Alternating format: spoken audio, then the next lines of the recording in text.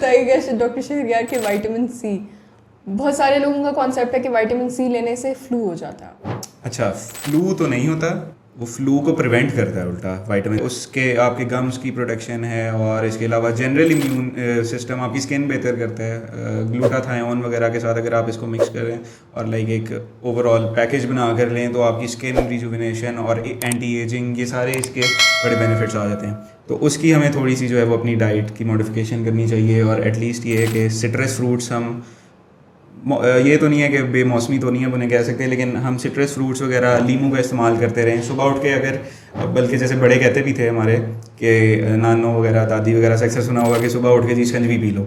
वो एक गिलास पानी ले लिया, उसके अंदर नींबू डाल लिया और थोड़ी सी चलो चीनी मिला ली और वो पी लिया, तो उससे उनका पूरा दिन जो है वो बड़ा अच्छा गुजरता है। एग्जैक्टली, बिल्कुल। बहुत बंदा एक्टिव रहता है, उसकी क्लेंजिंग हो जाती है, उसकी पूरा मेटाबॉलिज्म जो है वो एक तरह से बूस्ट हो जाता है, इम्यूनिटी बूस्ट हो जाती है।